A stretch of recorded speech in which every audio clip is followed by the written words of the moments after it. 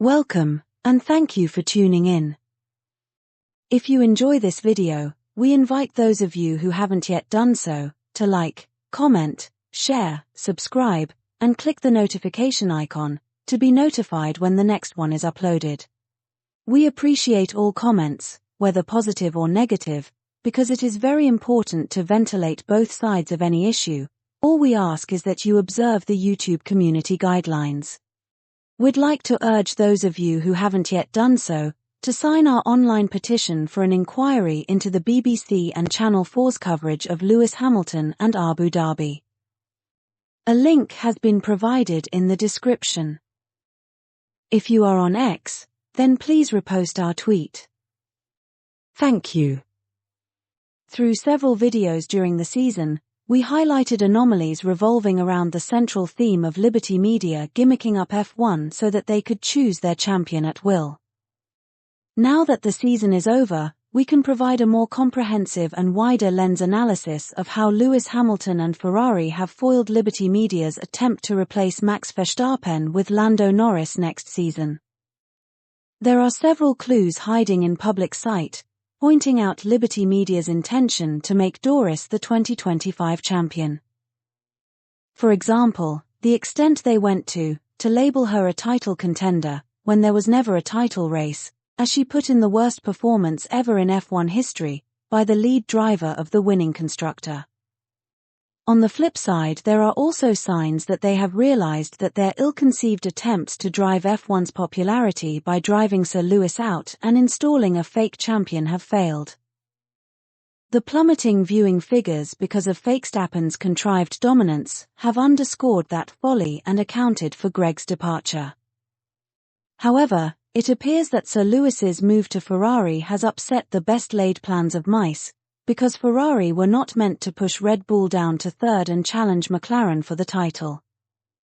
This development made it harder for Liberty Media to synchronize the swapping of positions between Red Bull and McLaren while protecting Verstappen's fourth title. It now appears that Liberty Media are looking to swap drivers' positions as well next season. To start with, through the fake power rankings that they introduced in 2018, Liberty Media have signaled their intention to swap Doris and her boyfriend around, by doing exactly that in their end-of-season ranking. Since its introduction, the only time before now that the world champion did not top the list was 2020, when Sir Lewis was crowned champion, but Verstappen topped the list. We are not aware that at that time any media queried the anomaly of the world champion not topping the list, and if anyone can provide any such information, please do so in the comments section. Of course, the following year Verstappen was illegitimately crowned. Now for the second time in its 7-year history, the experts have ranked the runner-up above the champion, so it looks like this is the first clue that there is a plan to install Doris as champion next season. Max was as unworthy then, as Doris is now, but hey, that's karma for you. But unfortunately for Liberty Media, this time around there's been some pushback from some in the media, for ranking Doris above her boyfriend. Suddenly the credibility of the power rankings is being called into question. Wonder why? It looks like it is only when it comes to undermining Sir Lewis that Liberty Media can pretty much expect all of lamestream media and the paddock to fall in line. Now, the second clue that Liberty Media are primed to dethrone Verstappen is their muted celebration of his fourth successive title. It speaks volumes when Lewis Hamilton news is trending, and Max's record-breaking fourth isn't. Yes, Max's fourth is record-breaking because, dating back to at least 1999 and possibly beyond, it's the first time that a driver has won the title while driving for the constructor that came a distant third. This is some achievement that we have yet to come across F1 or any lamestream media acknowledging. Now why is that?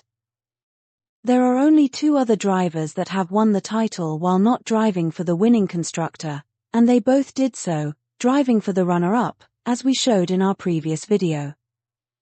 So, Liberty Media and Formula One's failure to celebrate this unprecedented feat speaks just as loudly as their fake power rankings. We have also showed Doris's abysmal record of losing pole positions on the first lap, a trait which contributed significantly to Max's victory, and something which on its own should disqualify her from topping any genuine power rankings. Liberty Media's audacious efforts to gaslight Doris's abysmal record ranks alongside Mercedes's attempt to gaslight their Belgian debacle, or City's attempt to gaslight the thrashing that United gave them at home. As we have stated in previous videos, Doris never came close to contesting for the title in any meaningful definition of the word. You can see this from the charts provided by statsf1.com, who we are grateful to, and acknowledge for providing some of the stats for this video. The Stats F1 graphics show that in 1999 and 2008, the lead changed between multiple drivers and narrowed to the final two towards the end, with the winner emerging at the end of the final race. In both cases, the drivers' and constructors' titles were determined at the end of the final race of the season, with a narrow victory for the drivers' champion. In 1999, Mika Hakkinen, the eventual winner, was down 4 points in second place in the tables, going into the final race, while the eventual winning constructor, Ferrari, had a narrow lead of 4 points. Mika won the title by a mere 2 points, by finishing first with Eddie finishing third, while Ferrari maintained their 4-point lead to win the constructors.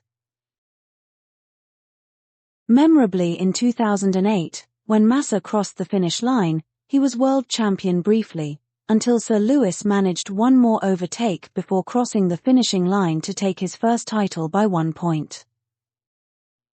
In the constructors' race, Ferrari went into the lead with 2 races to go, but the title was up for grabs until the end of the final race. However, 2024, as we highlighted in a previous video, was the first time that the winning driver who was driving for the constructor that came a distant third not only won the title, but did so with 2 races to spare. Putting Doris above her boyfriend in a season where she set the record for losing the driver's title by the widest margin ever, while driving for the winning constructor, says everything about where F1 is under Liberty Media. Is this a sign of how desperate they are to overthrow Max, and what will Sir Lewis and Ferrari have to say about that next season? Forza Ferrari.